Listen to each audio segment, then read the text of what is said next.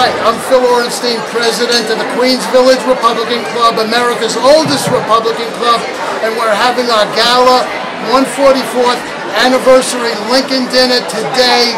We're celebrating the party of Lincoln. This is a great day to be a Republican in New York, and we're going out.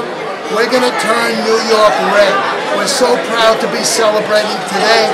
Thank you all. We love you. Hiya, I'm David Bressler. I ran for New York State Assembly in District 26 in Bayside, Little Neck, Douglaston, and Whitestone. And today, I'm being honored as Republican Man of the Year. What a great honor. Last year, I was Community Leader of the Year. So 2 years in a row, this great prestigious club is honoring me. And it's a great day because it's no collusion day. The president will celebrate a great day because he's been absolved from all crimes of collusion. So great day. Have fun, everyone. So yeah, I'm Rich Valdez. I am here supporting the Lincoln dinner for the Queens Village GOP, the oldest GOP club in America that's been in continuous function. So kudos to the Queens Village GOP. And it's been my pleasure so far to meet so many, hopefully future constituents. As I announced on Curtis Sliwa's show on WABC in New York City, I have every intention of starting an exploratory committee to run against Alexandria Ocasio-Cortez, better known as AOC, or as I like to say, all out crazy. Because her policy positions are all out crazy. She's trying to turn Throgs Neck and Jackson Heights into a war zone, into a socialist paradise. And I don't think that's what everybody here wants. Rich Valdez, at Rich Valdez on Twitter, or you can catch me at therichvaldez.com. Good afternoon, everybody. My name is Vicki Palladino, and I'm here as 2018 Woman of the Year at the Lincoln Dinner. It's the 144th annual Lincoln Dinner. I was here 1 year ago today, actually it was March 18th of last year, as a candidate for the Senate District 11, and now 1 year later I'm being honored as Woman of the Year. I'm honored, I'm humbled, and I'm proud. I thank you very, very much. Corey Lewandowski, as Trump's campaign manager in 2016. I'm here to support the Queens City, Queens Borough Republicans to make sure that we turn Donald Trump back into the President of the United States. Hi, I'm Brandon Strzok, and I started the WalkAway campaign, the campaign encouraging all Americans to take a good hard look at the liberal media, the leftist agenda, and the Democratic Party, and to walk away from all of it. I'm here at the Queens Village Republican Club Lincoln dinner to accept my Patriot of the Year award. It's such an honor to be here. It is such an honor to be accepting this award today from fellow New Yorkers, and I'm just so pleased to be here. How you doing? I'm Justin Delumo. I'm founder of the Empire State Conservative Network. I'm at the Queens Village Republican Party. It's the oldest Republican club in the state, the country actually. And we're just here to support people that are going to try to change the party and get people that are running on the Trump platform, which is, in our view, the American platform. So that's what we're all here for. We're listening to some great speakers. Corey Lewandowski was here. We're just trying to get our message out and meet like-minded people. So it's a great day. Anybody else? Hi, my name is Kathy Donahoe. I've been a member of the Queens Village Republican Club for probably about 8 years now. I also, for the last 27 years, have been affiliated with the Bridge to Life Women's Support Center, and we offer affirmative choices for women to choose life and to offer them affirmative choices as opposed to going to Planned Parenthood. All right, we provide housing, referrals for housing, sonogram machines, and for child care, etc. Why I'm here is because I want to make sure that the Republicans follow what we ran on. We ran on a platform that was to protect life from conception. And when people deviate from that, then they need to be held accountable. That's why I'm here, and that's why I go to all my meetings and put up with all the nonsense. Okay, so that's, and I'm also, what else? I'm also a nurse by profession, and but I've given that up for a little while to run my program at Bridge to Life. I'm the president of the board of Bridge to Life. That's my passion. My name is Barbara from Harlem, and when I say I'm Barbara from Harlem, I am from Harlem. I love America, and I tell people the color of my blood is red, white, and blue. We have to fight for what's right in America.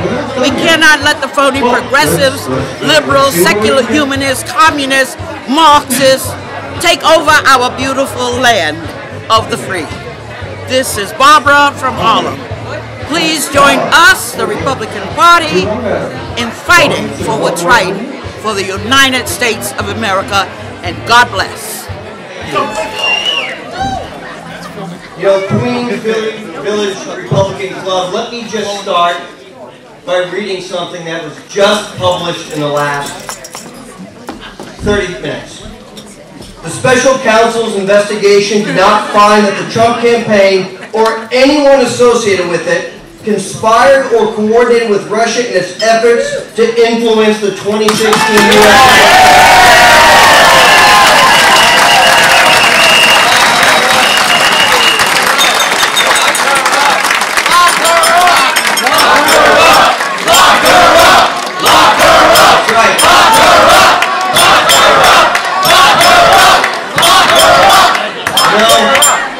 Attorney General Barr just released that statement less than 1 hour ago. And it brings to a close the greatest witch hunt against our president in the nation's history.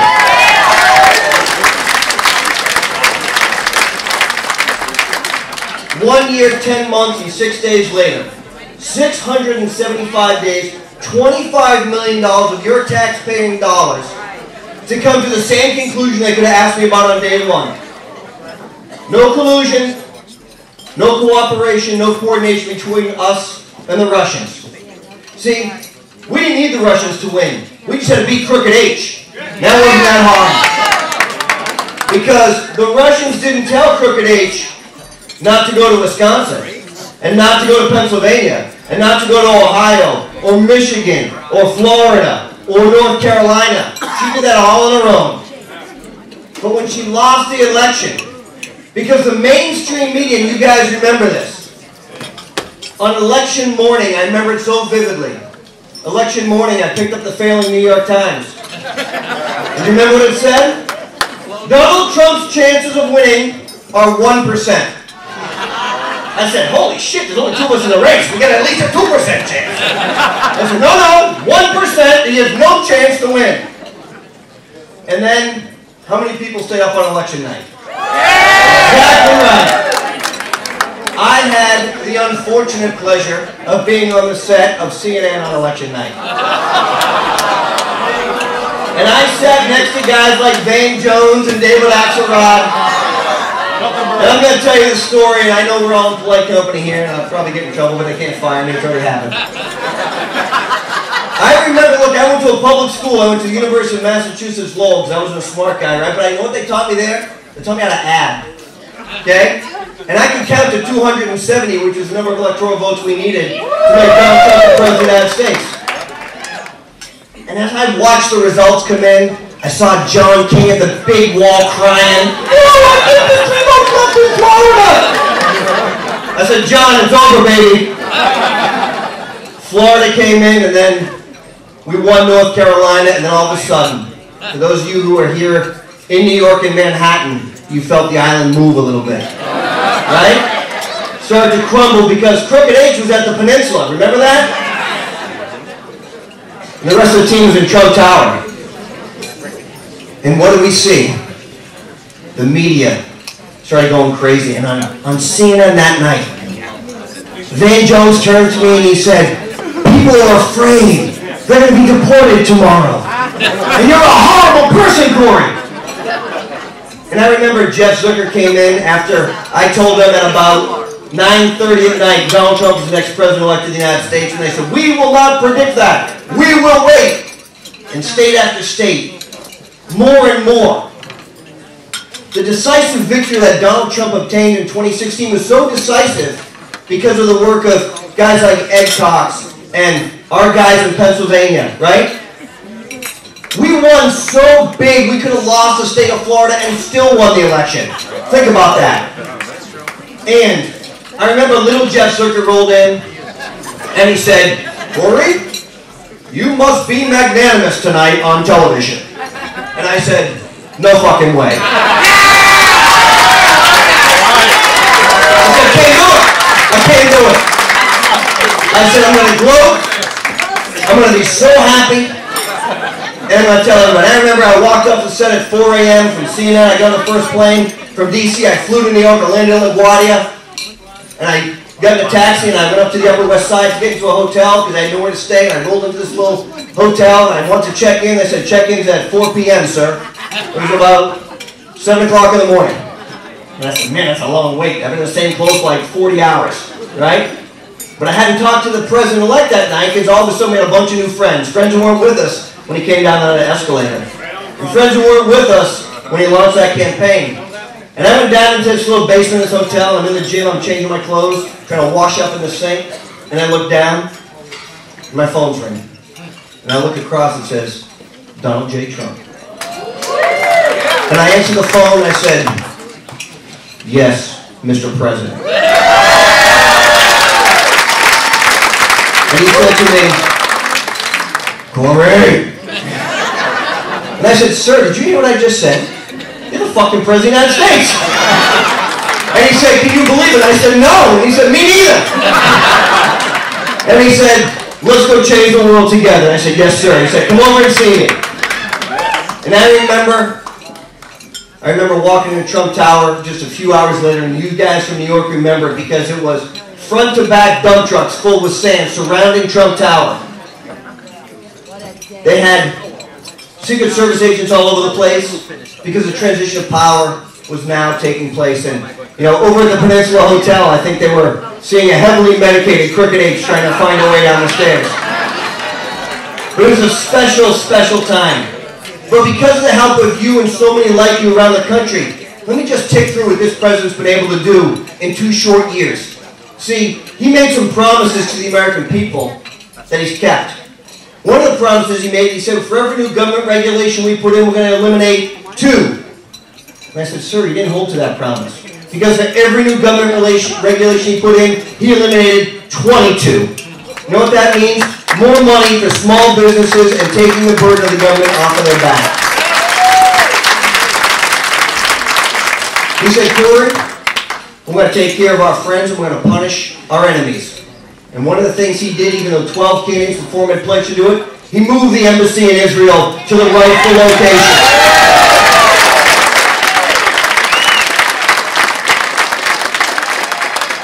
And this week, what did the president do? He recognized Israel's rights over the Golan Heights. Our friends are going to know when we're with them. But our enemies are also going to know when we're against them. See, this president is not like Barack Obama, who draws a line in the sand and allows them to walk over it. This is not a president who's apologetic to be an American. He's proud to make sure that everyone knows we're the greatest country in the world. And when Bashir al-Assad decided to use chemical weapons against innocent men, women, and children in this country, the United States led the effort to put 59 Tomahawks into Syria. Because it's important. And when the people of Venezuela have called for help, the United States have led the effort to overthrow a regime that has destroyed the people of that country. And think about what this president has said. We can't continue to be the policemen of the world. We're going to bring our men and women home, our men and women who serve in uniform. We're going to bring them back and protect our homeland as opposed to protecting others. And one of the Democrats said, no, we don't want our men and women home. We don't want to secure our southern border. This is the party that we fight every day. The Democrats have become the party of warmongers, the party of fourth-term abortion, which is a term I never heard of before. See, where I come from, fourth-term abortion is called murder. You're not allowed to have a baby and then kill that baby afterwards, but that's what the Democrats are. In the last spending bill that this president had to fight for, we got $1.375 billion in funding for our wall on the southern border. We gave foreign aid in the amount of 40 times more than that overseas as opposed to taking care of our people here at home. And that's why the president declared an emergency declaration. Because we have a humanitarian crisis on the southern border that we need to solve. You talked about what this president has done with the judiciary. Fundamentally transforming our Supreme Court with 2 conservative Supreme Court justices there, and 1 more to come.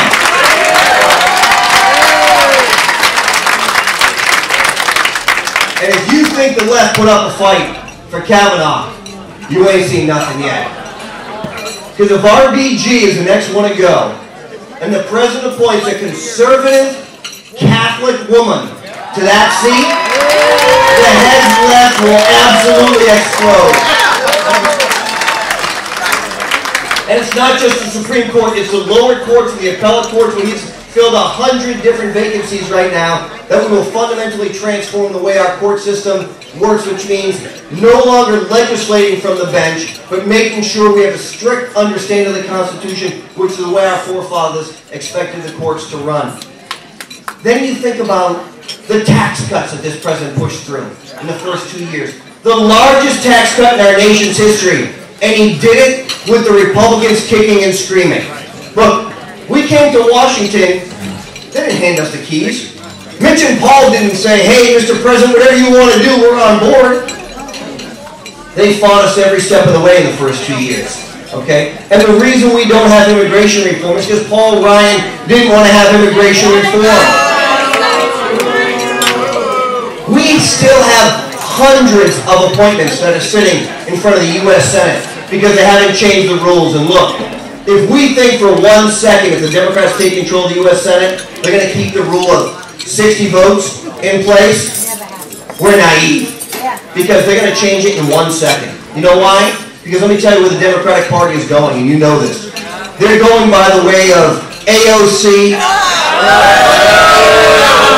They're going by the way of these 2 socialist lunatic women, right?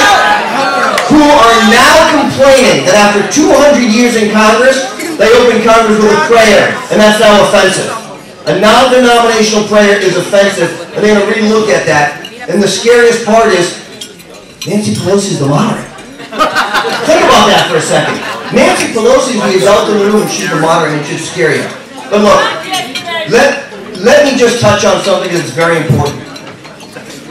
Attorney General Barr issued his report just an hour ago, and as we said, there was no collusion. But let me tell you what the Clinton campaign and the Obama administration did to some of you in this room. Probably, I know they did it to me. They spied on us because they didn't like our politics. They spied on the people who worked in Trump Tower because they didn't agree with what we believed in, which is smaller government, lower regulation, and less taxes. This was their insurance policy. They spied on American citizens on domestic soil in a clear violation of the 4th Amendment, and guys like Jim Comey and Andy McCabe, and the lovers Strzok and Page, and James Baker, right? And Brennan, and Clapper, and Susan Rice. They all knew about it. Don't kid yourself.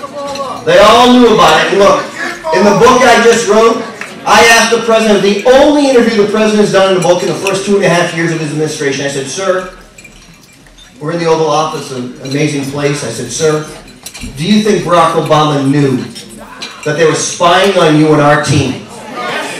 You know what he said? He looked around and Sarah Huckabee Sanders was in the room with us. And me and Dave Bossie, my colleague, he says, what the hell do I care? You bet your ass they knew. And if I did it to them, it would have been called treason and we'd be in jail for the rest of our lives. But Trump was never supposed to win. And now, there's a reckoning coming. And we had better hold people accountable who broke the law.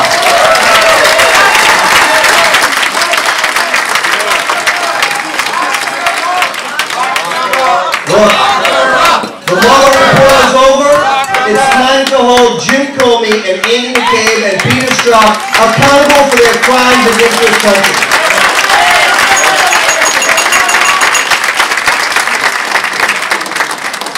I want to thank you guys for being the home of Donald John Trump and his family. I want to thank you all for instilling the hard work and values that he has brought to the White House with him, that he learned living in this community growing up. This is a man, and you know this, who works 20 hours a day, 7 days a week. Look, when I was on the campaign with him, I was drinking 15 Monsters a day. Okay? And one day, I'm on the airplane, I put my head down for about 15 seconds, he looked back and says, hey Corey, if you can't take it, we'll get somebody else. I said, I haven't slept in 2 years. And he said, tough it out, kid. And I said, yes, sir. But that's who he is, and he fights every day. But look, if we were just fighting the Democrats, we win, okay? But we're not. We're fighting the fake news every single day. You know, I had the privilege on Friday to do a couple TV shows. I was on Martha McCallum on Fox, and then I went on and did Trish Regan Friday night on Fox Business. And I came home, and I got to my house, and my wife and I turned on television. I wanted to see what the other side was saying, so I turned on CNN. This was the day that the Mueller report was submitted to the Attorney General's office, and we all knew there was no collusion coming. I turned on CNN at 9 o'clock on a Friday night, on probably the biggest day of the Mueller investigation. And do you know what Anderson Cooper's talking about? Anybody see this crazy stuff? He's talking about the 2005 Hurricane Katrina. Because they can't bring themselves to the fact that Donald Trump didn't break the law to win. Right? Because that's all they did. And every day, that's what they have espoused. And I am looking forward to the day that they start apologizing to the president and his family for the way they've maligned him.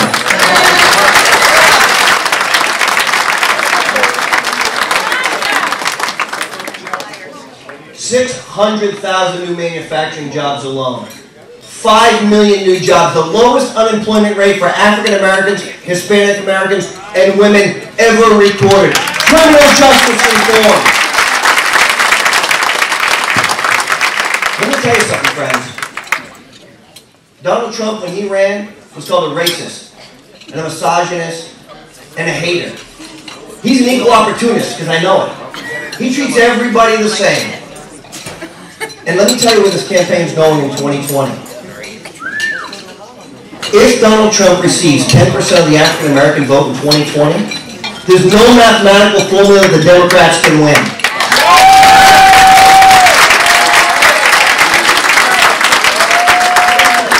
See, the Democrats want to play the party of racism. But Donald Trump doesn't see it that way. He gives everybody the same chance. Creating opportunities and new jobs helps everybody. And what that means is the African American community that supported Donald Trump at 6% in the 2016 election is twice as much as Mitt Romney got and 3 times more than John McCain got. And we're going forward. So I'm here to tell you, we've got some great news ahead of us. We've got some great opportunities in front of us. But I also want to tell you something that's very special. I have the privilege to be the chairman of the Vice Presidential Selection Committee. So I had the job that Dick Cheney had, I just didn't pick myself, right? Which maybe I could have carried New Hampshire, I'm not sure, maybe I could have been on the ticket. But I'm going to tell you this story because it's really important. The first time I had the privilege to walk through the doors of the Oval Office to see then President-elect Trump was about 3 weeks after. Look, he's busy, right? And he always says, hey, Cor, come over and see me. I said, sir, you know, all the guards around you, don't just get to roll by, right? They shoot you over there at the White House and try to jump the fence. No, come on over, he said. So I called over and I went to go see him. And I had never been through those hallowed doors into that Oval Office where every president except George Washington had sat and served. And I know this is a Lincoln Day dinner, and I respect our 16th President of the United States. And I respect our 40th President of the United States. But I love our 45th President of the United States.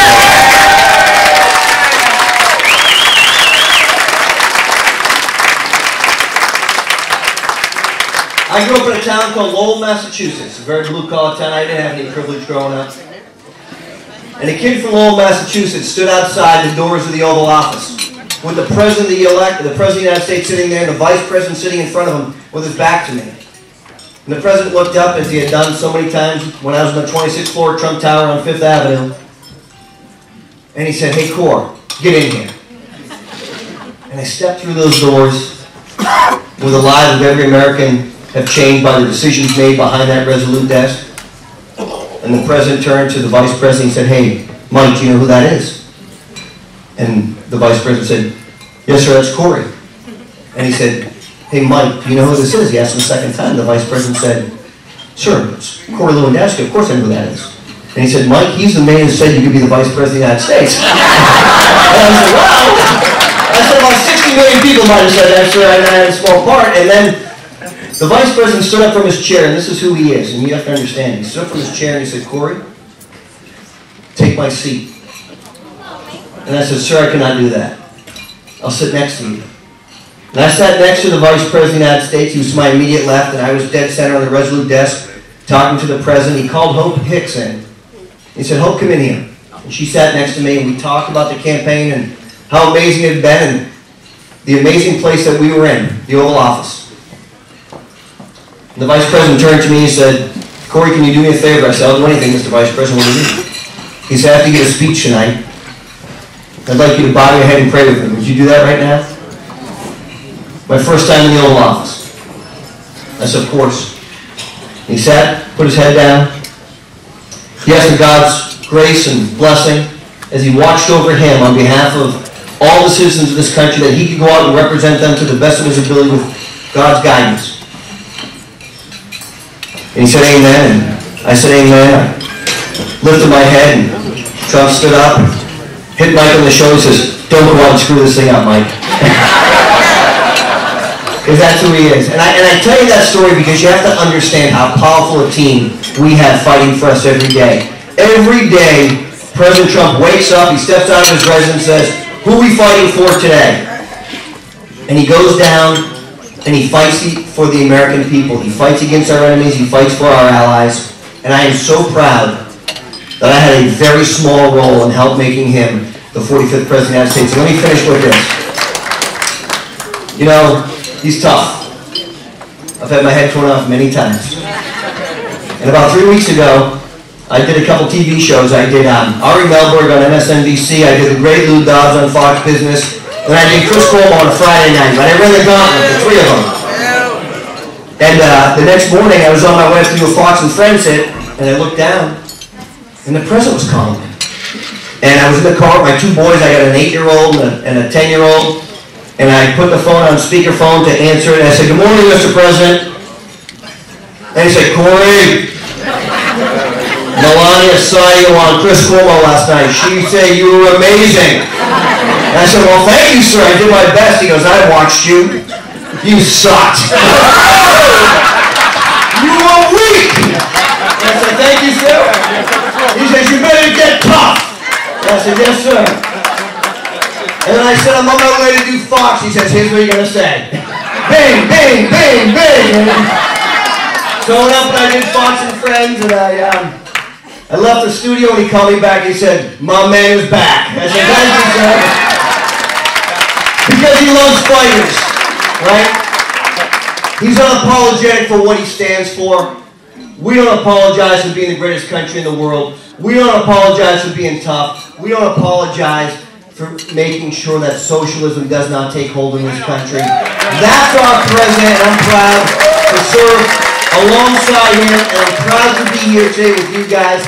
I want to thank you so much for inviting me. I want to tell you how much of an honor it is to be back in New York with Ed and the guys who I fought with every single day. The welcomeness that you shared with me when I worked in Trump Tower every day, the support you give to our president every day. I was with you guys at the inauguration. I came to the New York party because I wanted to remind you, if it wasn't for you helping us be successful, not just here in Queens, but across the country, we wouldn't be here.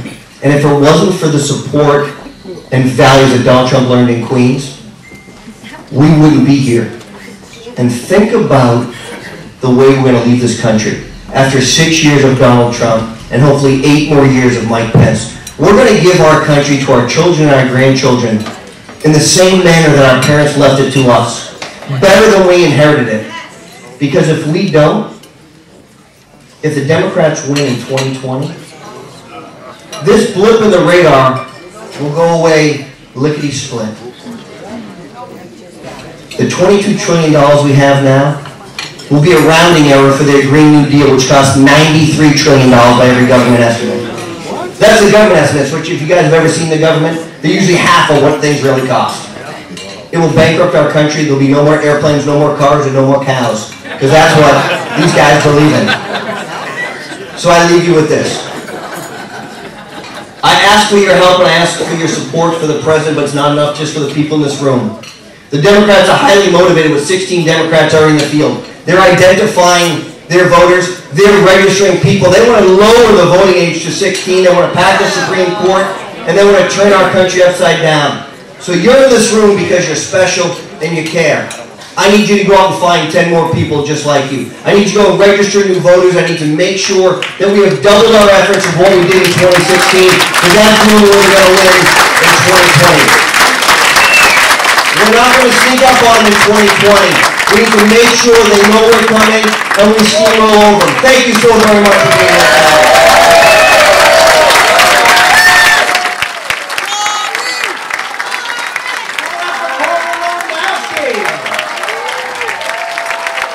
You got to check out his book, Trump's Enemies, and his co-author David Rossi is not able to be here. He had some personal family matters at the last minute that he's attending to. All right. It is a real honor to introduce the recipients of our next award, the Rabbi Morton Pomeranz Veteran of the Year Award. And it's going to a gentleman who has a pretty lengthy resume, longer than even the program that Phil put together here. And not only is he a decorated colonel who served honorably in the armed forces, not only is he a warrior that served in the battlefields of Afghanistan and Iraq, but if you want to see a real war, all you have to do is run for office in Queens as a Republican. Because you have people shooting at you from every possible side. And that's why we're really honored to be in a position to honor Colonel Thomas Sullivan, and even more honored by the fact that he's escorted to the dais by World War II veteran Lieutenant Colonel John Peterson. And as they make their way up here, you're going to hear Mansions of the Lord, which is going to play in honor of our fallen U.S. military heroes, including the two that we just lost in Afghanistan.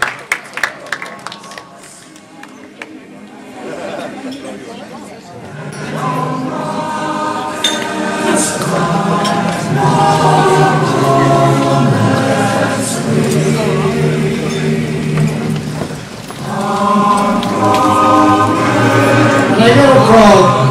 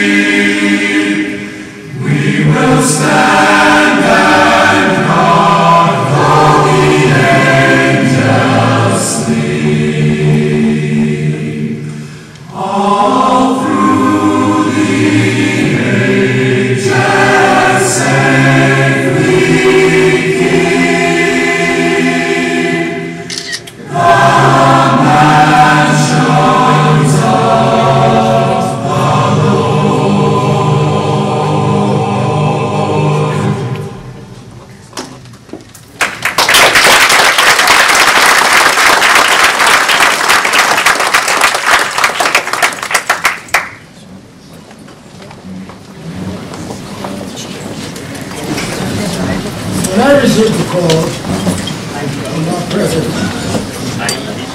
I got the introduction. of Colonel Sullivan. And I said to him, I know Colonel Sullivan. I met him many years ago in the same unit, the 77th Infantry Division. And I watched him mature from a second lieutenant to a full colonel. And he's never stopped moving. He has been one of the limelights of our unit. He has portrayed what every military person is destined to portray. And I said to myself, he has so many attributes. What can I say to let people know how much he's contributed to our country and to the military and to his civilian life? He's both a banker and a consultant, a financial consultant. He's also very prominent when it comes to the young people within our unit. He's always in the forefront of doing everything. He served 2 combat tours, one in Afghanistan and one in Iraq. And he's come back and been a leader in our military community and in our civilian community. And now that he's beginning to run for public office, he would be one of the best people that I know of for both civilian or military. And we need people in office who has an insight on both the military and also civilian side. And this is a young man who has that. And I'm proud to say that I've known him for over 30 years.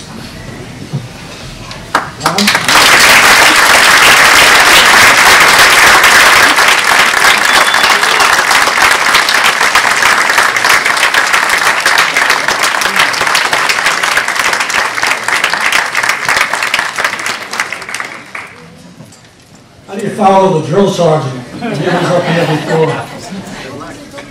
Very honored to be here today, and when I found out Mr. Peterkin was going to introduce me on Friday night when he called, I was in Kansas, and he says, well, aren't you coming to the dinner on Sunday? I said, I will be there one way or the other. I'm very proud of my 26 years of military service, and I've been blessed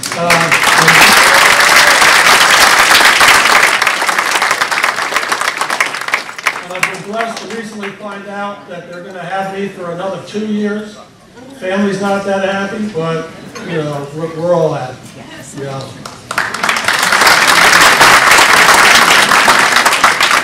When I was growing up in a very small block in Queens, in Breezy Point and WalkAway, very much a summer community in the 70s.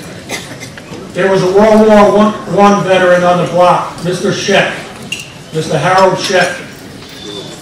He was a towering man of about 6'7", 6'8". And on Memorial Day, he would host the other veterans, Mr. Bill Fulham, World War II, Omaha Beach, Mr. Pat McGalley, Battle of Bastogne, Mr. Mastroda, fought the Sicily campaign. And we would all go to Mr. Mastroda's house, all the kids in the block, the neighborhood, and watch Mr. Scheck bring the flag down from half-mast down and raise it back up to the top. That was the influence that I had as a 5, 6, 7, 8-year-old in my community. And my father had always said that these are great people, treat them with great respect and dignity. I didn't know exactly what he meant back then. But through my 26 years of service, I've learned to respect all my veterans, especially for the service. This is why I serve for people like Colonel John Peterkin.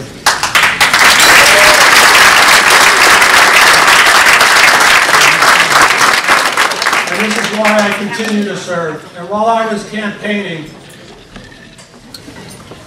I told the community I served my country Now I want to serve the broader community, and I hope to do that someday with your support. And this is a tremendous showing tonight. You know, I can tell you this. Republicans are patriots. They are.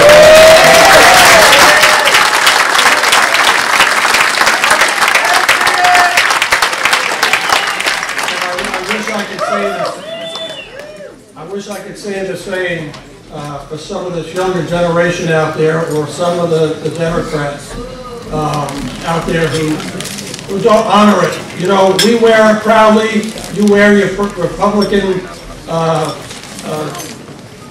proudness out there, and we should be. And you're right, running in Queens was tough. The difference between serving in Iraq and Afghanistan and Queens is that I got hostile fire pay in Iraq and Afghanistan. I didn't get that in Queens. But it's all good. And thank you very much for this great honor, and I look forward to being here in the future.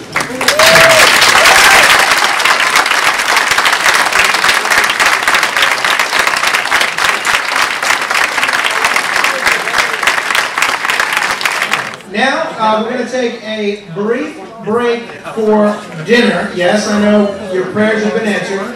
But before we can do that properly, we want to welcome Rabbi Menashe Bovit up to say grace.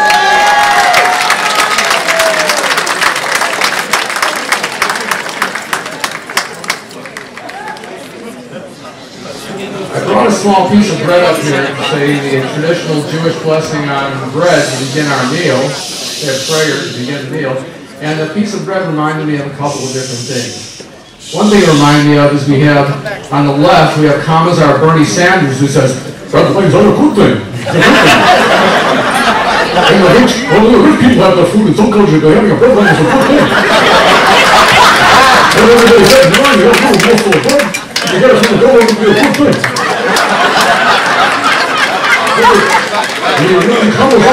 President comes on radio and we have a piece of bread. That's the message of the left, right? Dependency on government. I thought of another thing too. I'm the son of a Holocaust survivor who blessed this beautiful country every day of his life after being liberated by people who are just up here, like John Peterson, a great American. People like that who liberated my father, gave a chance for a beautiful life in this country, and that's why I'm here today. And he told me stories about existing on a tiny, tiny morsel of bread while he survived the concentration camps during the Holocaust during World War II. So we are so blessed to be here today. And our message today is that we have to preserve our tremendous American freedom, our liberty, the fact that we can prosper in this country, and we have to break the bonds of the Democrats who are trying to create the evil of identity politics to tell different people that because they might have a certain skin color or a certain identity that they can't make it in America, that they have to be dependent on handouts from the government. Well, we want to break that. We want to continue. We're not, President Trump was elected, make America great. We're going to keep America great. We have to, that's what we're here for today, to inspire us to step forward on that endeavor to keep America great. I'm going to say it.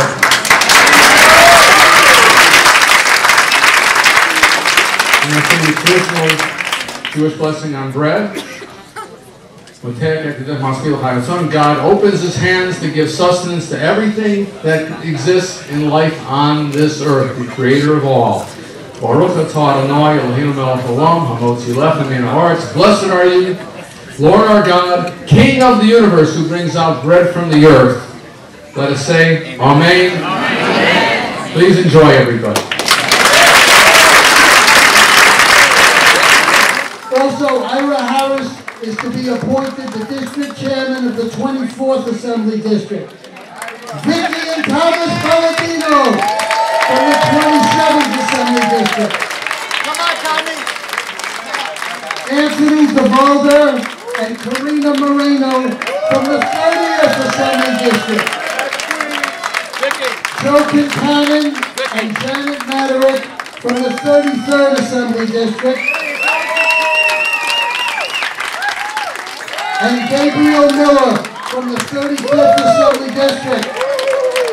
These are the folks who are going to lead the brand new Queen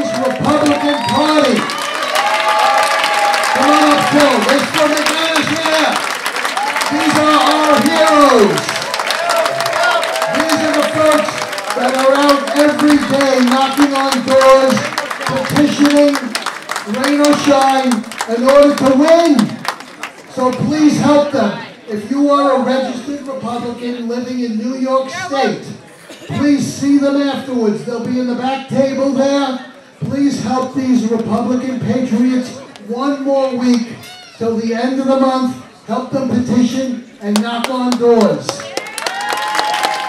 so they can win, and we can move the Republican Party into the future, out with the old and in with the new. Here they are, the Republican patriots. Thank you very much. The gentleman that I am pleased to introduce next is a model for how Republicans can win in Democratic districts all over the country and all over the state. He's someone that won his election when nobody expected him to, through a lot of shoe leather, a lot of good ideas, a lot of early mornings, and a lot of late nights. And in doing so, and being true to his principles, whether it's standing up for the state of Israel or standing up for New York City, he earned the support of not just Republicans, but a tremendous amount of Democrats, including one of the most prominent Democrats in the history of the city and the history of the state, Ed Koch, even supported his congressional bid. So he goes to Congress, gets elected at a time when no one expects him to. Obviously, you know the powers that be, the swamp in Albany, was not going to let that happen. So they erased his congressional seat. But he was just getting started, because when Hurricane Sandy occurred 7 years ago, even though he was on his way out the door, leaving Washington, it was one of the most incredible ecological and humanitarian disasters our area had ever seen. And he knows firsthand because he saw his house washed away. And when he found himself newly homeless, he didn't sit around and wonder, what am I going to do about my house? He spent every minute of every day helping all of his constituents all over Queens and beyond. But he didn't stop there. Then, when his career in public service ended, he agreed to take on the mantle as chairman of the Queens County Republican Party. And having been chairman of a political party myself, you want to talk about a thankless job.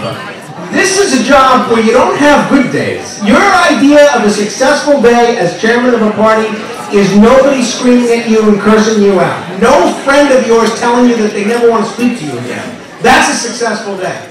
Bob Turner built that Queens GOP and continues to be an inspiration for candidates and party leaders all over the country.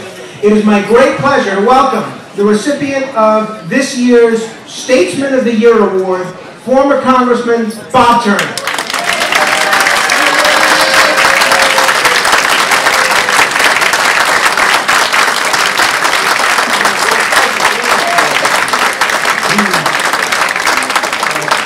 Those are very kind words, and let me thank the Queens Village Republican Club for its outstanding work and its unwavering commitment to party principles. Phil, Jim, and Joe, and Arlene, and the rest of the board, your steadfast leadership and guidance have been greatly appreciated. Also allow me to thank my wife Peggy, who has labored quietly in my support throughout my political career. Yes, she is. She loves the spotlight. You are the sine qua non of my entire life, and thank you. I am a bit less involved these days. The extra time is giving me an opportunity to reflect on the state of the party and the nation.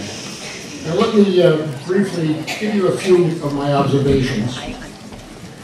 I know these elections have been very close and may always be thus, but I am optimistic that America and our ideals will prevail in the next generation. This optimism springs from enough conversations with enough young people to agree with the ones who told me, don't worry, we got this. Once you get their attention and their faces out of the iPhones, there is an understanding and appreciation of American values, traditions, and our Constitution. All this in the face of left-wing biased news media, academia, Hollywood, social media, but I believe enough of these young people still think for themselves. We will prevail.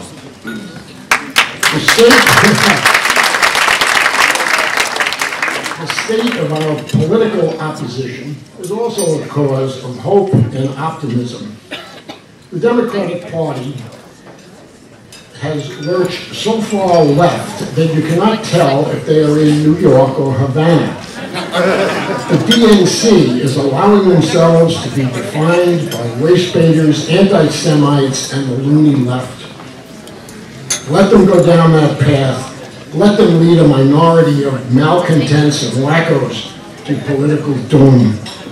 The DNC lost or is losing working Americans. White, black, Latino. People who know the Democratic Party, as it now stands, does not represent their interests, values, and traditions. We have some tough sledding ahead, but this nation is on the right track for freedom and prosperity. It is most important we maintain party unity and exhibit the same backbone and resolve as our President Donald J. Trump. Thank you. God bless America. And it is so important that the next person that you're going to meet, and many of you know her already, continues the incredible work that she's doing, really now more than ever. And it gives me a great deal of pleasure to introduce you to this year's recipient of the Sanctity of Life Award, Catherine Donahoe.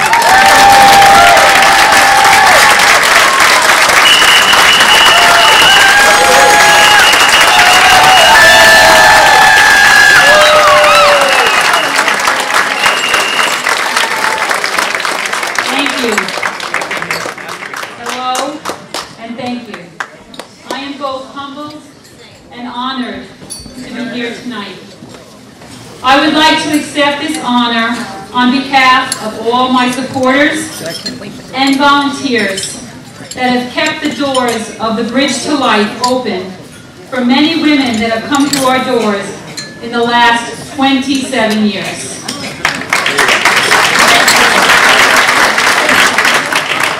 Our God has shed His abundant grace on our country. Amen. And what have we done with this gift, this tremendous gift? What have we done? We've taken it for granted. That's right. Our country is killing His children. Kristen Hawkins, the president of Students Life of America, wrote a book about 6 years ago where she interviewed over 100 young women who found themselves in unplanned pregnancies. 1/3 of them chose life and parenting. 1/3 chose adoption plans, and 1/3 chose to abort. Now, more often than not, the ones that chose to abort said they only aborted is because they couldn't find one person in their life that said that they would support their decision. Not one person to say, you don't have to do this. For too long, the Republican Party and the pro-life movement have been framed to be anti-women. The future of this party depends on empowering women, empowering youth, empowering women of color, people of color, empowering the mothers that come through the doors of centers like the Bridge to Life. The Bridge to Life predominantly operates off the volunteer labor of women. In fact, I bet most of you here were raised by the unpaid labor of your mothers. Okay? If the Republicans want to be the party that upholds the dignity of every human life, then it's past time that we begin to unapologetically invest in a structure that allows women to succeed. This includes investing in affordable housing, investing in flexible and affordable job training and education, investing in reasonably priced childcare, investing in paid parental leave, and investing in women's support centers like the Bridge to Life. Once we cultivate this life-affirming environment, we know from Kristen Hawkins' analysis that it only takes one person to protect the life of another. Let's get started. If we are united as a party and a local Republican Party, there will be nothing holding us back. Thank you.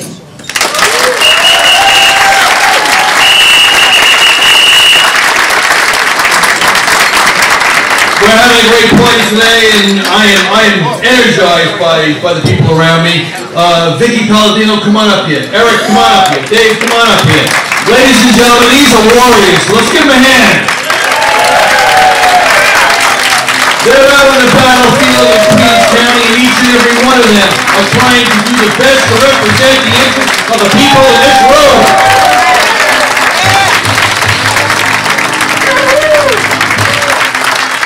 All right, I'm going to give each one of them a few minutes here, all right, to come up to the mic and say a few words, but I got to be honest with you. I stand in awe of these people. They do the battle for each and every one of us every single day in the field. Let's start with Vicky. And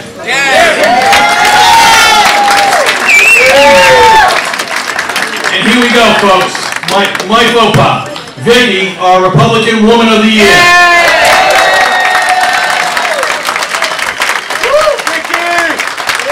Everybody, how's everybody?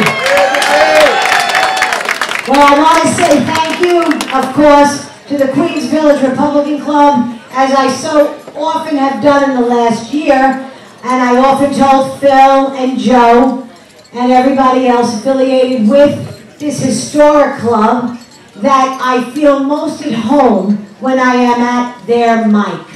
So thank you very, very much. I graciously accept this award. This Woman of the Year award means the world to me. I stood here last year, sat here last year, at my very first Lincoln dinner. It was March the 18th.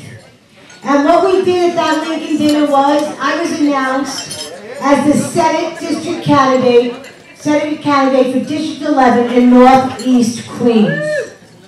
So that was indeed an honor. Here I am a year later, and I'm standing at the mic as the Woman of the Year. First and foremost, I must thank everybody who worked so diligently and so hard on my campaign. It was a difficult fight. From the first signatures we collected to our primary victory and all the way to the general election. We stuck together until the very end, and I am eternally grateful to all of you. We fought that campaign because we saw our values were under attack. We saw a growing progressive movement in our own backyards. They are swallowing up our city and our state in an increasingly authoritarian and ruthless manner. And sadly, we saw our own party fail to meet the challenge adequately, either unwilling or unable to do what was necessary to stop this relentless assault on our liberty. It's a hard truth that we must face. The New York Republican Party is in distress. No reason to sugarcoat this. When we compromise our values and ideologies in order to pander to the liberal establishment, we don't motivate anyone to vote. When party bosses try to dictate the terms of an election and then refuse to respect the will of their own voters. We have a serious problem. When winnable races are actively undermined in order to satisfy bruised egos, we lose the trust of our base. When threats are made against loyal allies and party members, we cease to be an institution worth committing to. And these same corrupt party bosses deliberately spread vile and vicious lies about a candidate of their own party, and that is why we lose elections. I witnessed this and more through 2018. Numerous people in this room can attest to the horrible treatment at the hands of the party establishment here in Queens. It is frankly disgusting, and it is about time we're honest about it. But despite all this, despite the lack of the state party support, lack of funding, and constant attacks from all sides, I am incredibly proud of the work we did and the results that we achieved. We ran a credible and important campaign and showed that there is a place for a true conservative, and our message here in New York City.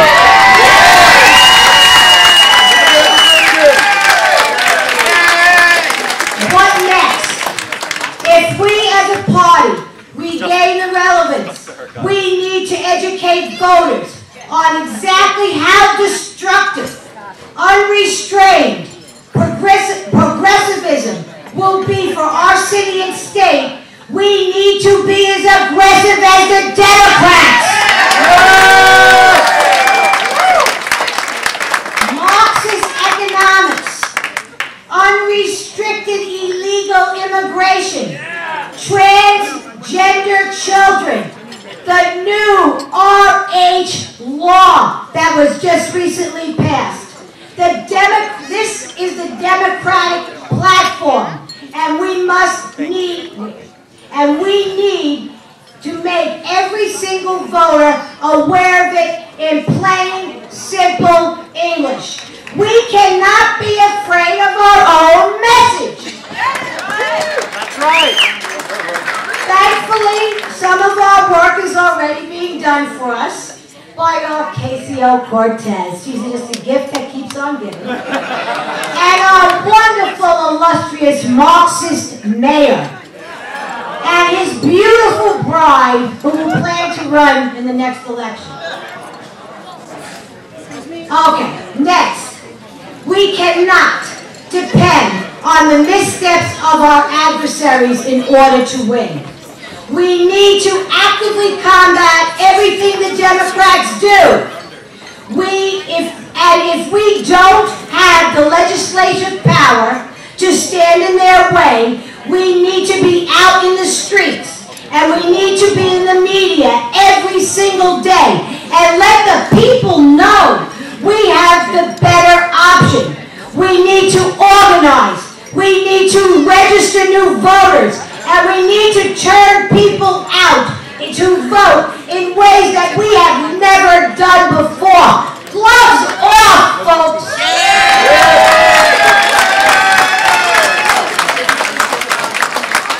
We have a president out there fighting and winning every single day for us.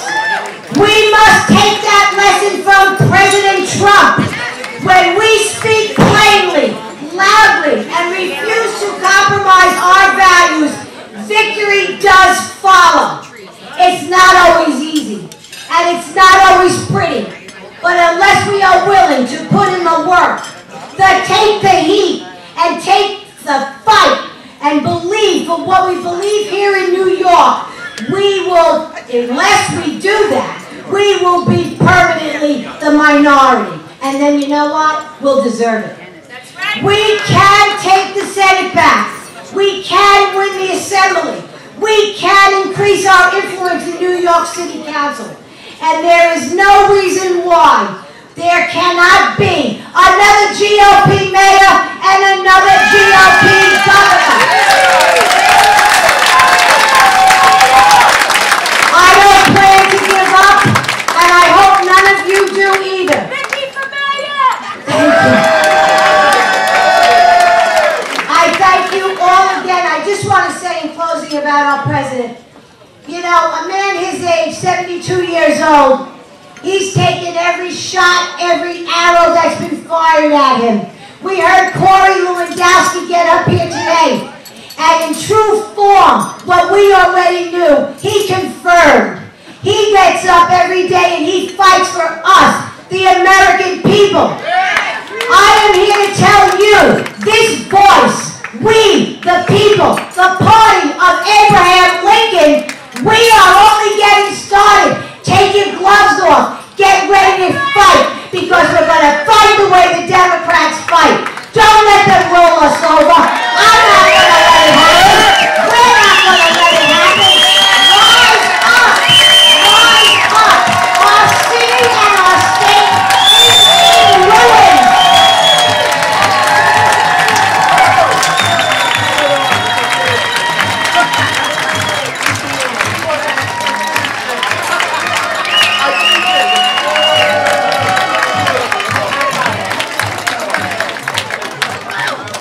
Look out, New York State.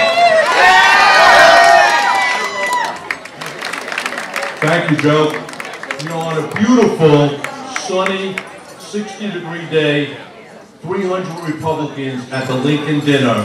We're all here to celebrate No Collusion Day. Our president has been vindicated. And that tells me enough of the investigations. The left will be left out, and the Donald Trump agenda will march on to keep America great again.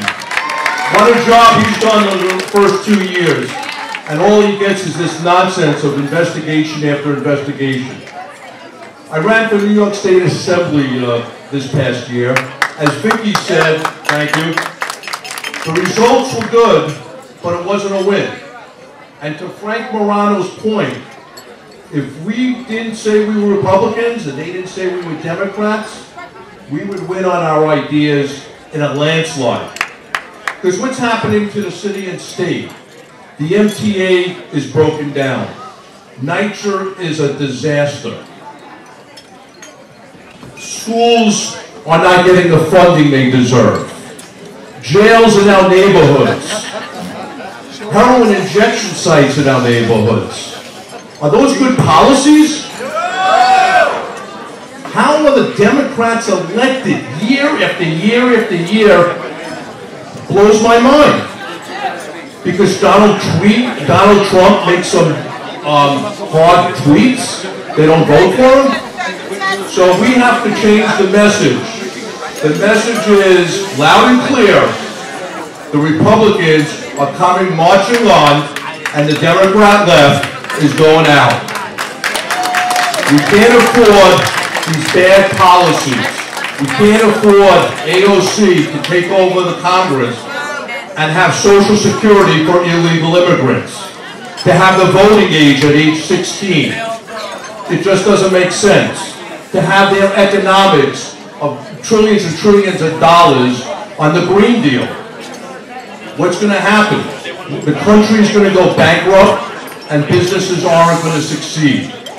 So it's very important, folks, please. I know it's late, but these are important messages.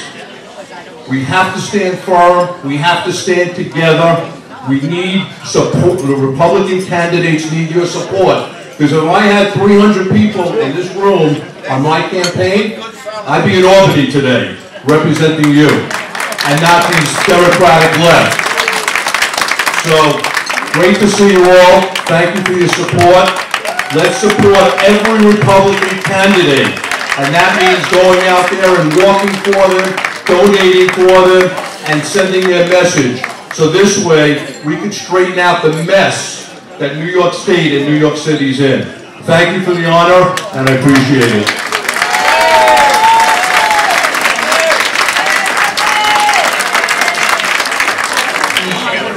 Young Republican of the Year Award, Eric Buckowitz. Let's hear it for Eric.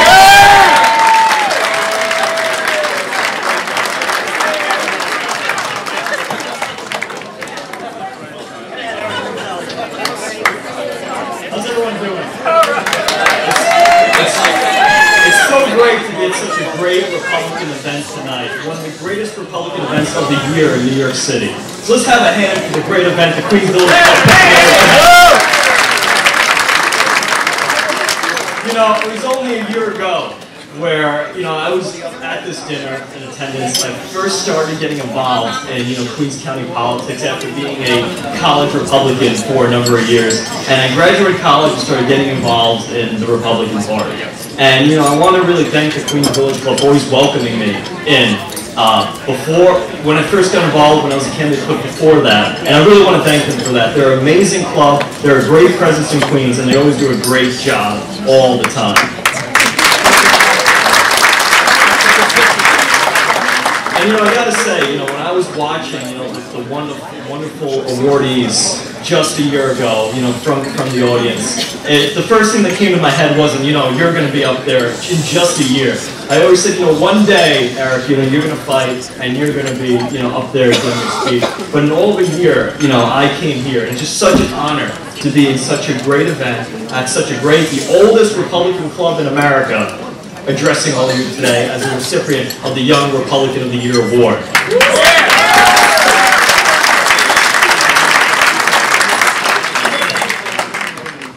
When I started my campaign for state assembly, I was just a 22-year-old with my first campaign in politics running against an incumbent Democrat in Queens, New York.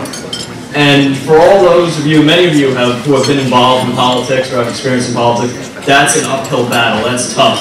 And let me tell you, I fought hard, I went to community events, I shook hands, I knocked on doors, many of you came and supported me, and we achieved over 6,500 votes in that general election. Thank you. And, you know, although we may have not have won, and although I may have won to do better, and yes, I run to win, and I didn't win, but we really showed what young Republicans can do in New York State and New York City. And you know, what's a huge honor for me is how many people came up to me who are around my age and said, Eric, I really want to do what you did. How can I do it? And just the honor for these people to come up to me and say, Eric, you inspired us to get involved and to act and try to do more that we thought we couldn't do is really the biggest honor of it all. And I'm just so blessed and so honored to be able to have that. You know, in New York State, just a short while ago, we had both a Republican mayor of New York City and a Republican governor of New York State. And you know, there was a lot of people who were discouraged after the 2018 election. All throughout the state, especially downstate, didn't really go the way many of us planned. And a lot of people started asking, hey, is this the end of the Republican Party of New York State? But as a young Republican, I have a different outlook. I have a different outlook. This, to me, is not the end of the Republican Party in New York State. It's the beginning of a new generation of the young Republicans in New York State.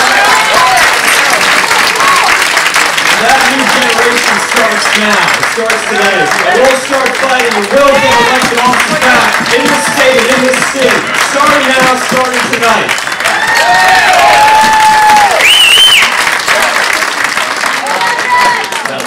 Thank you everyone for having us. It's a huge honor to have this award. Let's start the good fight. Let's keep it going. And let's start winning seats in New York City. This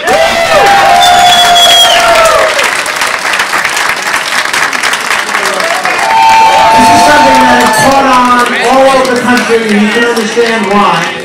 But I don't want to disappoint you because this year's recipient of the American Patriot of the Year Award has chosen not to give a keynote address. Sorry. Instead, he's chosen to deliver you an explosive message. So be prepared to combust when you hear Brandon Strzok. Come on.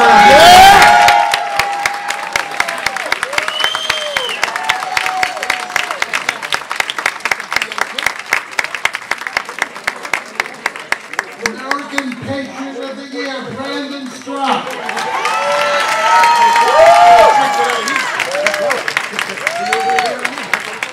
Kaboom! I don't know how much more explosive I could get than Vicky. I don't really know if I can. By the way, Vicky, I want to recruit you for the WalkAway team. You've got exactly the energy and the passion that we're looking for. And I'm going to riff a little bit off of some of the things that Vicky said, too, because she made some really important points. Yeah, Vicky! Yeah! One of the things that Phil asked me to say when I got to talk was, he said, we need to talk about, what are we going to do going into 2020? And I think to have that conversation, we have to have a really honest conversation, which means we're not just going to talk about the things that feel good. We're going to talk about the things we're doing wrong, right? We're going to talk about the things that we're going to change between now and 2020. But before we do, I would like everybody to just take a moment and raise a glass. Let's just raise a glass for a minute. Please. And I want you to repeat after me. To the end of the collusion delusion.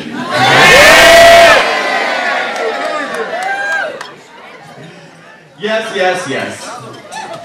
And no obstruction either. No obstruction either. I actually got out just in time before the great collusion delusion. And I'm going to tell you guys a little bit about my story because I'm not going to just assume that everybody knows who I am. But my name is Brandon Strzok, and I started something called the WalkAway campaign. And what that is a campaign for people that encourages people to take a good hard look at what's going on with the Democratic Party, with the liberal media, and the toxic ideology of liberalism, and walk as far away from it, if not run as far away from it as you can. So why did I do it? Why did I do it? Well, let's start at the beginning. I grew up in a tiny little town in Nebraska. I'm a gay man. And so the messages that I always got growing up were that Republicans hate gay people, that Republicans hate black people, that Republicans hate brown people, that they're racists and bigots and homophobes, what have you. I always got the messages that liberals were open-minded and tolerant, that they cared about all people, and that the Democratic Party was exactly the same, the party of all people, the forgotten, broken minority, small man in America. So I went along with that, without asking any questions, really. And my entire life, I always voted Democrat. Check, check, check, D, D, D. Had a D beside it, I just checked, I went in and I pulled the lever. Without question. Going into the 2016 election, I believed everything that the liberal media was telling me. They told me that Donald Trump was a racist and a bigot and a homophobe and that his followers were no better. But they also told me that I had nothing to worry about because they said he had a 3% chance of winning and that his followers were very, very few. So there was really nothing to be scared about. So on election day, I had a nervous breakdown because it was the greatest shock I think that a person could ever get. All of us on the left had already completely started celebrating the fact that Hillary Clinton was going to be the first woman president. And this is what liberal ideology kept telling us. We need a woman president. Doesn't matter what her values are. Doesn't matter what she brings to the table. Doesn't matter her character. She's a woman. This is what we need. Unless it's a conservative woman. They hated Sarah Palin. She wasn't welcome to be president.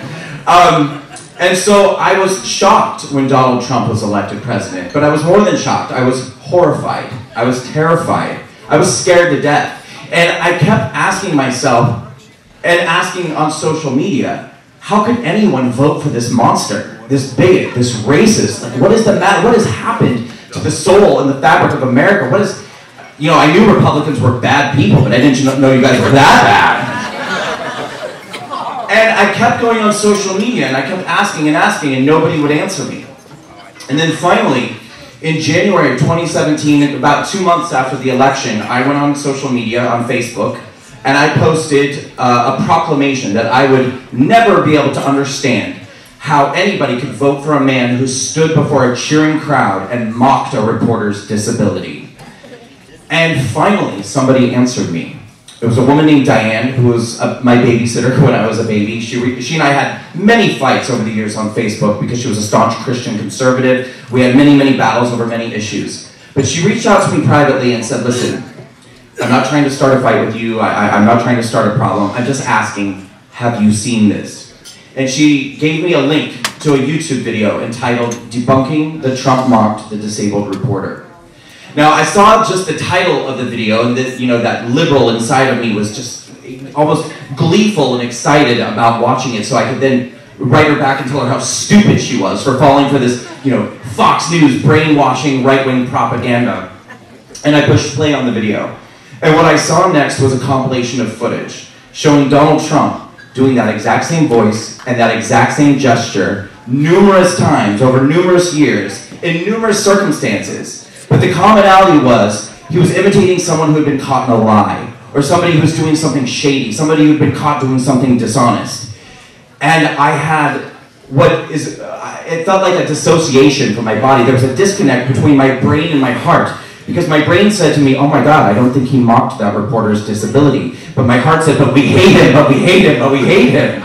And I was having trouble reconciling this within myself. So I went to bed, and I just kind of put it to rest. And the next day I got up and I watched the video again. And it was very clear to me. He did not mock that reporter's disability, but this didn't make any sense to me. Because CNN told me that he did. And they had never lied to me before. So what went wrong that day? I can't figure that out. So I started asking other liberals and other New Yorkers, with the same thing. Okay, so I started asking everyone I knew what... I started asking everybody I knew, what do you make of this? What do you make of this? And I was instantly met with this wall of hostility and contempt. People started attacking me. Said, so what, now you love Donald Trump? What are you doing? What are you doing? And it quickly became apparent to me that these people didn't want to feel better. They didn't want to find out that maybe this guy wasn't falling after all. They wanted to be angry.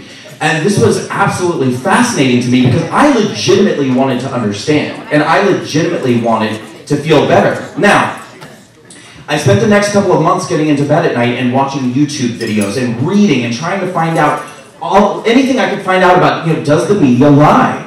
And what is going on? And I found out fascinating things. I found videos of black people who went to Trump rallies to support him, and when they showed up, CNN cut them out of the shots so that they could then report that it was a whites-only rally, you know, another racist KKK rally for Donald Trump.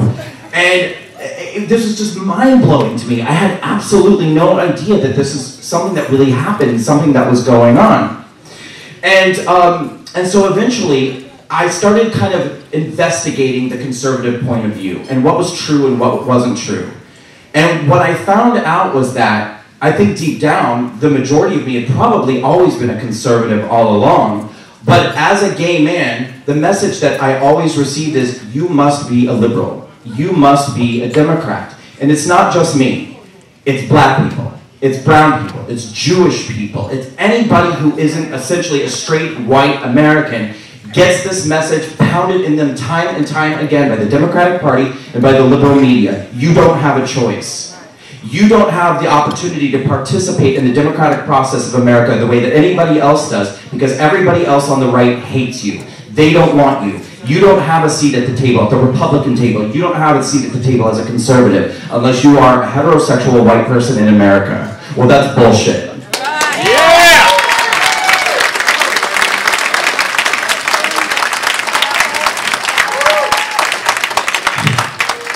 And so, by the end of 2017, I had reconciled within myself, oh my God, I'm a conservative. And in early 2018, I changed my registration to the Republican Party.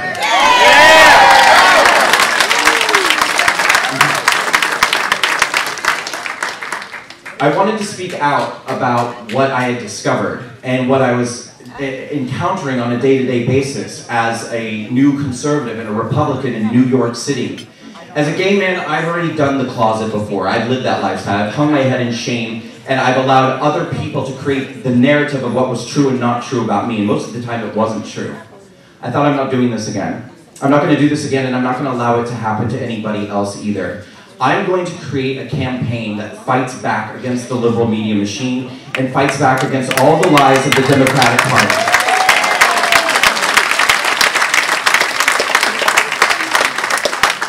I didn't know exactly how I was going to do it, but one day I was out jogging. I love to run, and that's usually when I sort of have that connection to God, higher power, the universe, whatever anyone calls it. Well, you're Republicans, you call it God. Okay. Sorry, that was like still the liberal in me. There's still like little corners in my brain where I'm like, okay.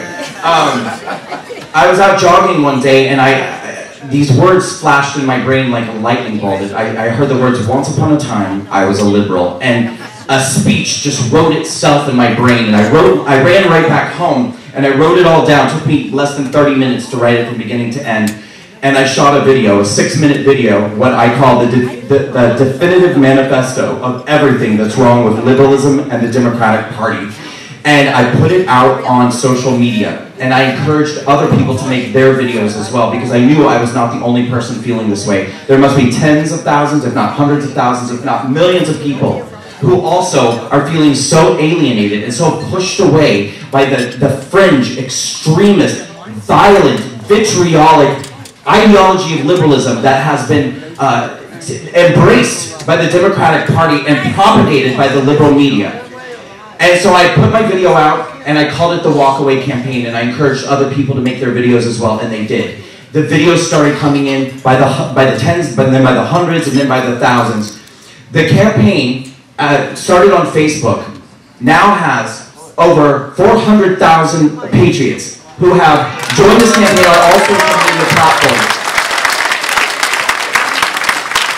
We have tens of thousands of written and video testimonials. And what I am most proud of is, this is not a campaign that tells people what to, we're not telling people to walk away from groupthink and walk into another groupthink. We don't do that. We don't tell people what to go, where to go, or what to do. I became a Republican. Nobody else has to if they don't want to. But what we say is that WalkAway is a journey, not a destination. Meaning, you can become an independent, you can become a libertarian, you can become a Republican. The most important thing is, for God's sake, think for yourself. Start thinking for yourself. Stop being defined by your gender, by your skin color, by your sexual orientation. Now, this is where I want to riff a little bit on what Vicky was saying earlier. Because I've heard people say tonight, oh, you know, the Democrats, they do this, they do this, they do this. Why on earth are anybody still voting for these people? Why are they still voting for these people? That's a great question. That is because their policies suck. They suck. And conservative policies are great, but guess what? Democrats are talking to these people. And Republicans are not. At all. There's a very erroneous belief, and I think it's embraced largely by the Republican Party, that black people will only listen to black people. Do you want to make a bet? Do you want to make a bet? Black people love good ideas just as much as any other person does.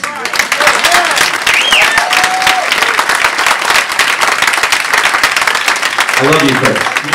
Yeah. I do. LGBT people love good ideas just as much as any other person. Hispanic Americans, immigrants, brown people love good ideas. Unfortunately, they never get to hear them because they're told time and time again that they don't belong on the right. And there is for people who don't want a wall, boy, they've done a good job of putting a wall up around minorities in this country. American minorities have been quarantined.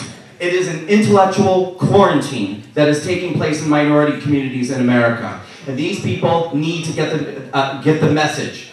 And the WalkAway campaign is breaking that wall down, brick by brick by brick by brick. And I will not stop until we break through completely.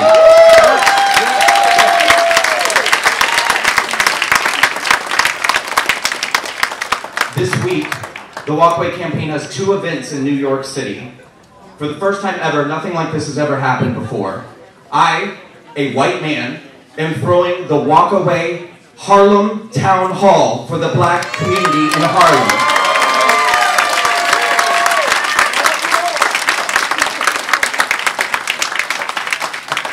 Let's just take a moment to just address a few basic policy differences between 2 parties without making any moral judgments about them. Let's remove emotion and morality from this for a moment. One party embraces abortion to the point of a woman going into labor. Okay, well that was a little emotional, come on. One party does not. One party embraces a welfare state. One party does not. Now I could go on and on and on. 90% of black Americans are voting Democrat. And yet, 38% of black children are living in poverty. 40% of all government assistant cases are black Americans. 73% of black mothers are single mothers.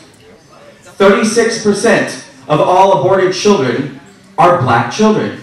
And try wrapping your mind around this for a second. More black babies are aborted in New York City than born alive. That is a fact. That's a fact. 90% of black people are voting Democrat. Those are Democrat policies. The Democrats have decimated that community, and that community keeps coming back because Republicans aren't talking to them. They have no idea that there is a better way.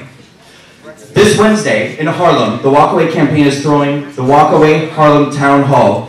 We have made a 35-minute documentary film called The Great Awakening, Breaking the Chains of the Democratic Party. It is created using 20 walkaway testimonials of black Americans who have walked away from the Democratic Party. We have made it into a documentary film. We have raised the money, and everyone can come completely for free. It is at the AMC Magic Johnson Theater in Harlem. It seats 275 people. I am flying in panelists from around the country, some of the greatest black conservative voices. We are going to literally fill that theater full of Harlem citizens and have an honest conversation. Why the hell are you still voting Democrat?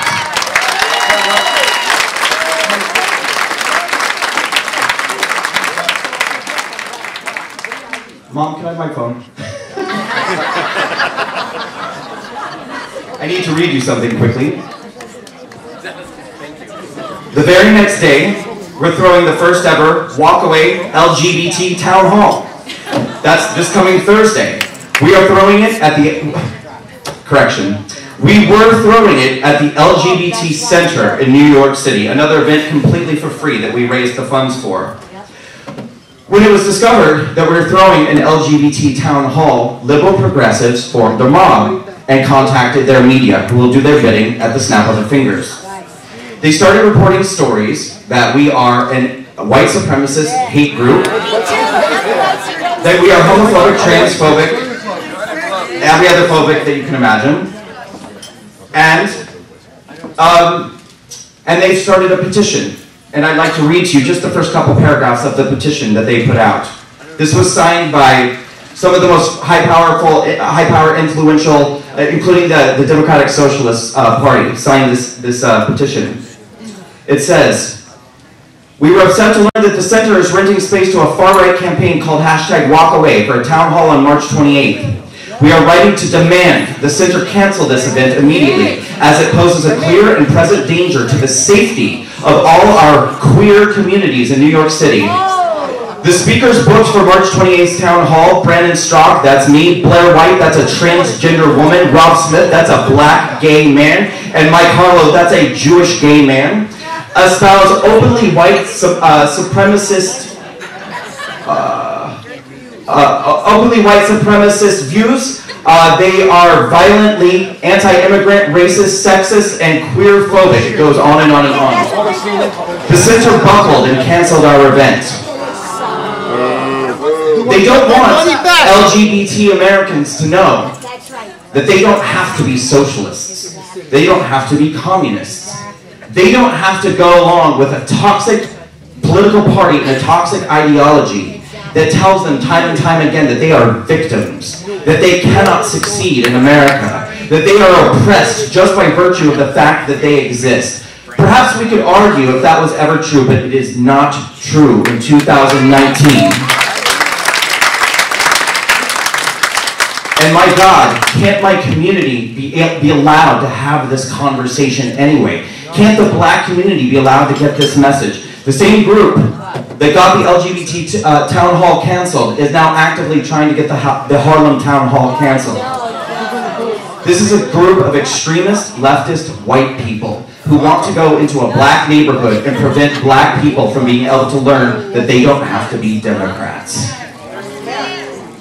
Where's the conservative media? Right, exactly. The liberal media sprung into action immediately and got our event closed down. Where the hell is the conservative media? Where the hell is the Republican Party? Where's the Republican Party? Where are you guys? And on October 27th, I threw a march on Washington. The Walkaway March on Washington. Hardworking patriots from around the country contributed $20, $30 at a time until we raised $250,000 to throw a spectacular March on Washington. We had every type of American there. We had gay, straight, bisexual, transgender, we had black, we had white, we had brown, we had every type of American there in unity and solidarity, coming together. Not a single word from Fox News. Not a single word from anyone in the media. It was never reported. It was probably the most spectacular event of 2018 that nobody read about. Nobody saw anything on television about. And, well, there was one person who talked about it. The day of our march, Donald Trump tweeted, #WalkAway. Walk away from the Democrat Party movement. Marches today in D.C. Congratulations to Brandon Strock for starting something very special.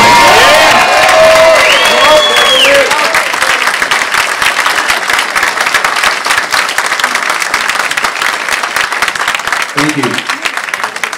Before our march, we hadn't heard a word from the RNC at a statewide level, at a federal level, nothing, not a single word. Thousands of people walking away from the Democratic Party, thousands, making their testimonials. I got a call from somebody in the RNC shortly before the March on Washington saying, "We love what you're doing, how can we help you?" I said, "Thank you, we've been waiting."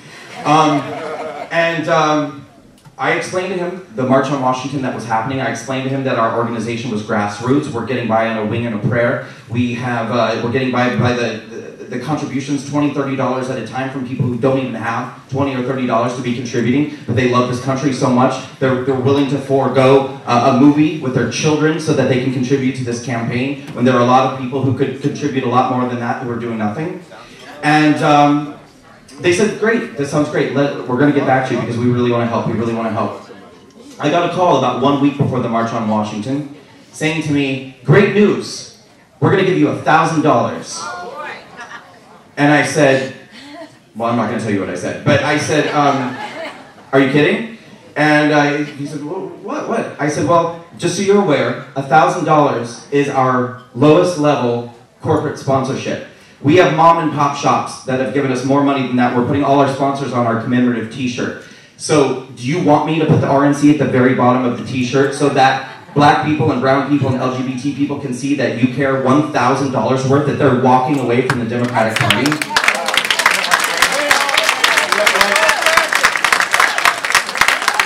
Sorry guys, I mean, I know that some of this isn't easy to hear, but if you want to win an election, you gotta change. I mean, I could sit here and blow smoke up your ass about how amazing everyone is, but we're gonna lose. The Walkaway campaign is working, and we have connected with these different communities. And listen, I don't quit. I don't quit. They shut my event down. I went out and I found another space, and I'm gonna raise the money for it too. It's gonna cost us about $7,000 to do the new space for the LGBT town hall. I'm not worried about it. We're gonna raise that money. I do not quit. I will never quit. And in fact, the more they come at me, the more it just makes me want to go harder and harder and harder and harder. Their resistance and their interference only makes me sharper and faster and better, and I will not quit, I can promise you that. But I can't do it alone. I can't do it alone, especially when I can't even get the media to care when our event gets shut down, you know? So we've got to do this together, you guys. First of all, don't let anyone tell you that because of the color of your skin, you can't go up to somebody else who has a different color of skin and say, "Hey, let's have a conversation about how your life could be better. Let's talk about a party that has turned your community into basically living in third world conditions, and a party that wants to empower you as an individual to live your best possible life, that doesn't tell you that you are a victim, that tells you that you have the power within you to change your life and be anything and everything that you want to be in the United States of America." I think, am I at an hour now? Where are we? I do this, I'm sorry. I really encourage everybody, listen, whether it's getting involved with Walkaway campaign, or whether it's just insisting that the RNC do better and change and do more. It's not enough to conduct business as usual, because yes, the Democratic Party is lousy, and they are liars, and they are connivers, and they are vitriolic, and they are violent, and they are socialist, and they are horrible. that they are talking to these people and they're making them feel good, and everybody likes to feel good. Everybody likes to feel like they are being looked out for and they're welcome. There's just one problem. They're lying. They're lying to these people. They are talking to them until they go into that booth and they vote, and then they don't give a damn about them again until it's time to vote again. We can and will do better. I love you, Vicky. Really, I really do. And you've got exactly the spirit and the passion that is exactly right on the money. I love this country. I love this country as a conservative. My God, I never thought I would ever say those words. Never. But I do, and I'm fearful. I'm fearful when a mob of leftists can activate like that and get the media behind them, and within hours shut down my event so that an entire community never gets another message. Just constantly is stuck again in this intellectual quarantine. It's horrifying. Horrifies me. I need your help. I need your help. I need the media's help. I need people to participate. So I'm encouraging all people, walkawaycampaign.com. Whether you want to volunteer, whether you want to donate, whether you want to write to politicians and say, hey, RNC, there's something really exciting going on here. There's a movement that's speaking to minorities in America and they're listening. Call them. Call the WalkAway campaign on the phone. Get involved. There's so much more we can do. I believe that we will save this country. I think we have a commander-in-chief that was sent to us by God.